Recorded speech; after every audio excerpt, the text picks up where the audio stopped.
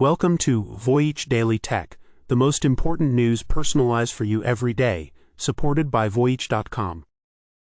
Here's what we're tracking for you today. First, OpenAI has just unleashed GPT-5 amid a staggering $400 billion AI spending spree. But a new study warns nearly half of all AI-generated code is dangerously insecure. Then, we'll look at South Korea's ambitious $7 billion plan to build its own national AI model, a direct challenge to American tech dominance. After that, President Donald Trump is demanding the immediate resignation of Intel's CEO, putting billions in Critical Chips Act funding at risk.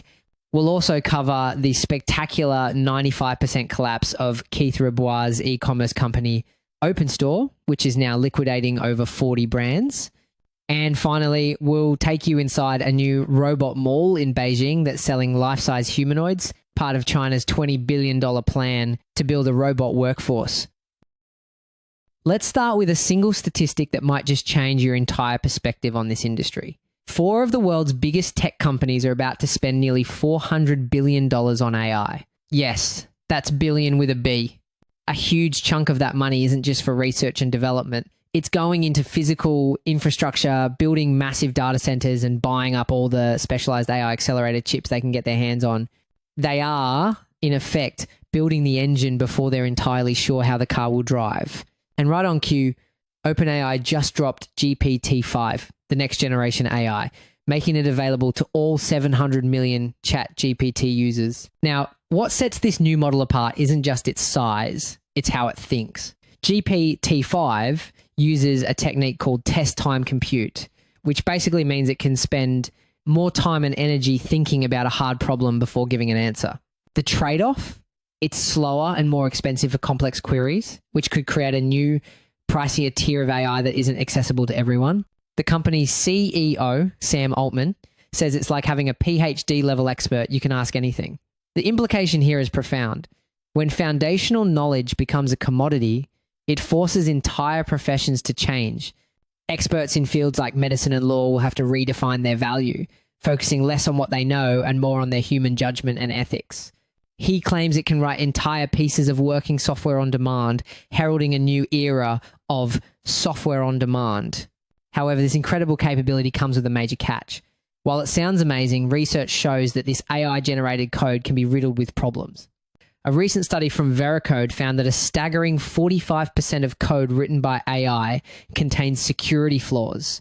This means we could be building our digital future on a foundation that is fundamentally insecure, creating a quality control nightmare. But that's not the whole picture.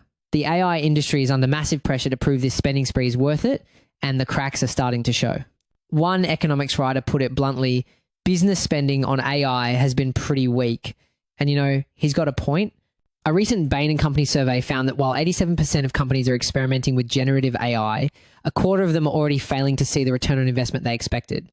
He says consumer use alone just isn't going to be nearly enough to justify the money being spent on AI data centers. On top of that, the industry is hitting a data wall, literally running out of new human-generated text on the internet to train these models.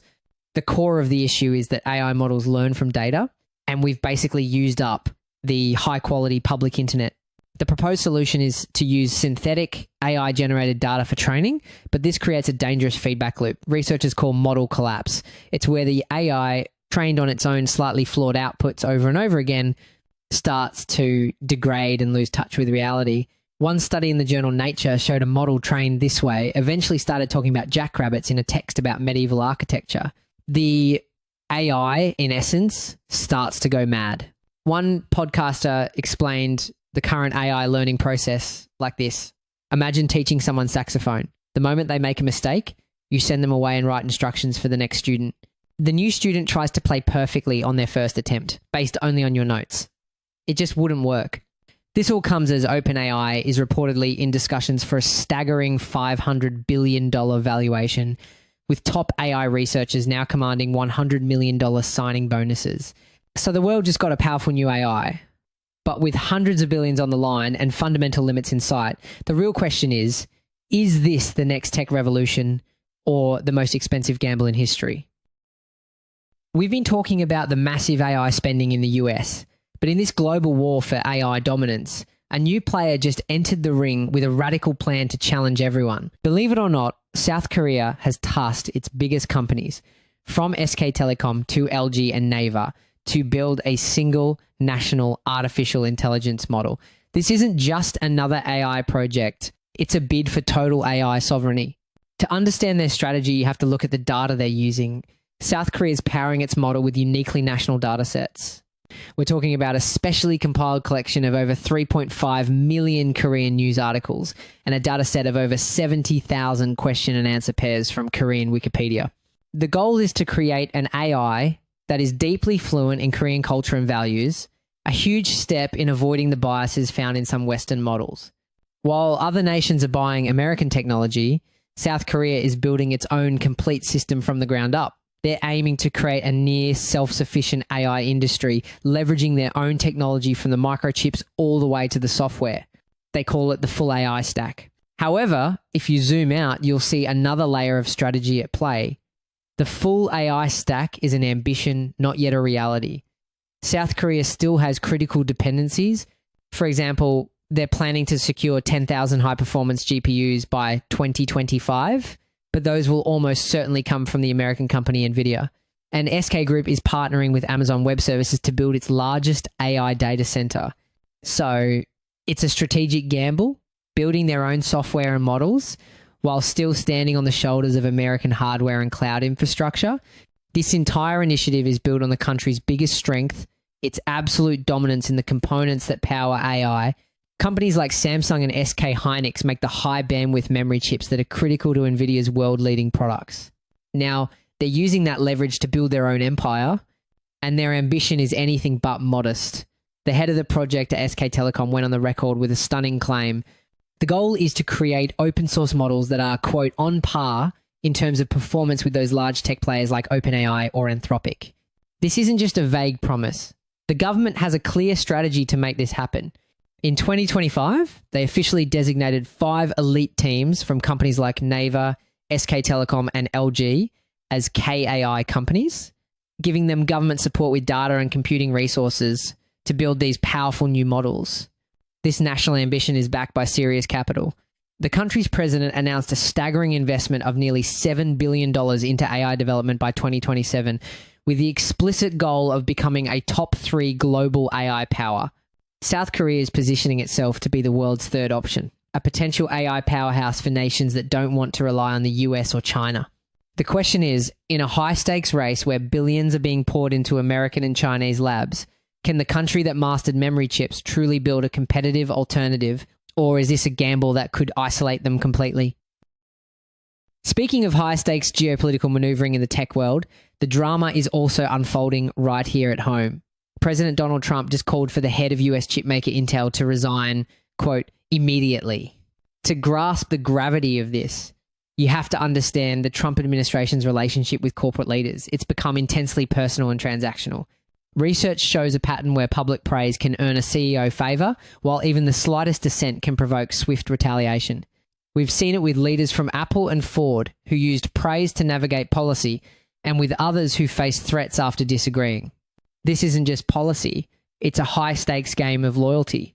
In a direct social media post, Trump declared Intel CEO Lip-Bu Tan is, quote, highly conflicted and must resign, adding, there is no other solution to this problem.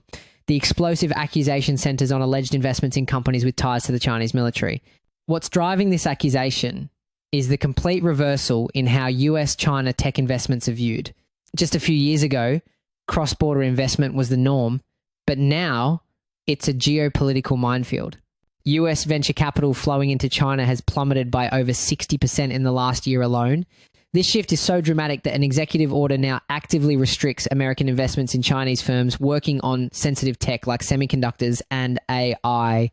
So past investments that were once standard practice are now seen as a massive liability and a national security risk. This demand is extraordinary, especially since Intel is a pillar of America's tech industry. The company has received billions of dollars from the US government, specifically to boost domestic chip manufacturing and advance an America First agenda. The attack had an immediate effect, sending Intel shares down more than 3%.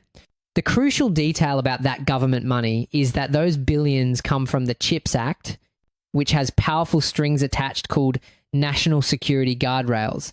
These rules are designed to prevent companies receiving US funds from expanding their high-tech operations in countries like China for 10 years. This makes the funding a potent political tool. The threat isn't just bad press. It's the risk of having that critical federal assistance clawed back, turning this accusation into a powerful form of leverage. This isn't happening in a vacuum. A Republican senator has also publicly questioned the CEO's ability to be a responsible steward of American taxpayer dollars. He pointed to Tan's time as chief executive of another tech firm which pleaded guilty and paid $140 million over charges its subsidiary in China did business with a blacklisted Chinese military university.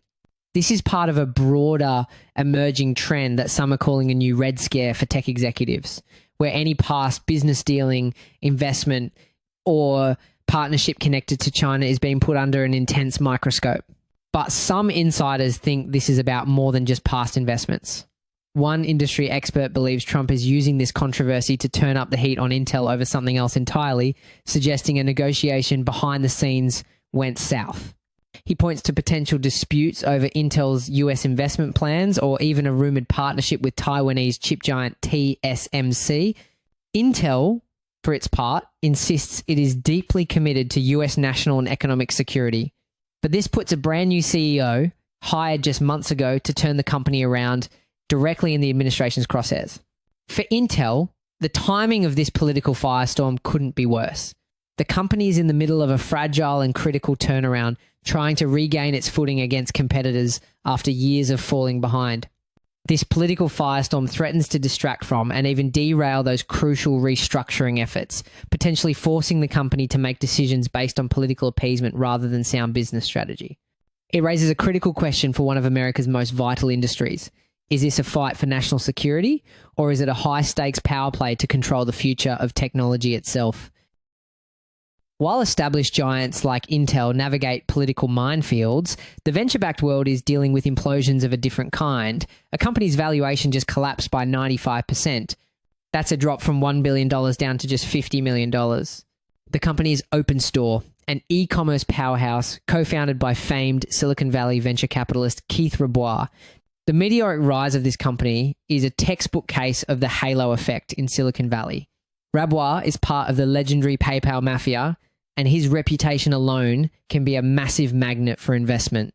Investors can get so dazzled by a founder's past success that they might overlook fundamental flaws in a business model. It's a cautionary tale we've seen before, showing how founder worship can sometimes cloud due diligence, and its story is a masterclass in how fast a rocket ship can crash back to Earth. Just a few years ago, Rabois was on a buying spree. OpenStore was acquiring dozens of online Shopify brands, from neck pillows to skin wands.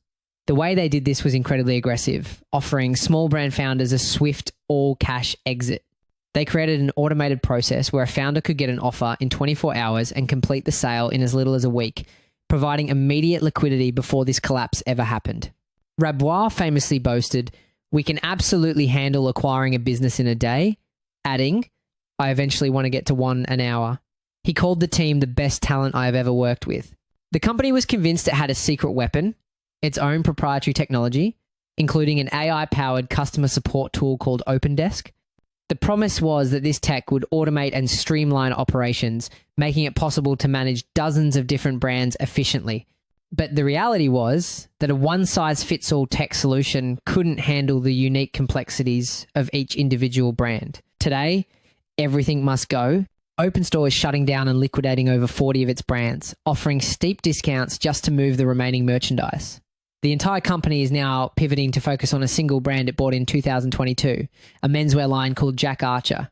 The main website, open.store, now redirects you straight to the clothing store. So the pivot to Jack Archer wasn't random. It was the one piece of the puzzle that was actually working spectacularly. After OpenStore acquired it, they scaled its revenue from $1 million to $10 million in just 9 months by testing hundreds of ads and expanding the product line. This isn't just one company's problem. It's the poster child for a dying market. E-commerce aggregators like OpenStore collectively raised over $16 billion to roll up small online sellers. Now, that entire sector is in freefall. Top aggregator Thrasio filed for bankruptcy earlier this year. The fundamental flaw in the aggregator model is the assumption that a single growth playbook can be applied to every business. After all, you can't run a business that sells jewelry the same way you run one that sells vitamins. Each brand has a unique supply chain, different marketing needs, and its own customer base. Trying to standardize everything often leads to massive operational chaos, which is exactly what happened to Thrasio and now OpenStore. As for Rabois, who served as CEO, he's stepping away from day-to-day leadership but will remain on the board. So what does the man who wanted to buy a company an hour call this spectacular collapse? His words, "Not a failure, 1010's focus on what is anomalously great, leaving everyone else to wonder what failure actually looks like." From the collapse of one e-commerce model to the birth of a startlingly futuristic retail experience.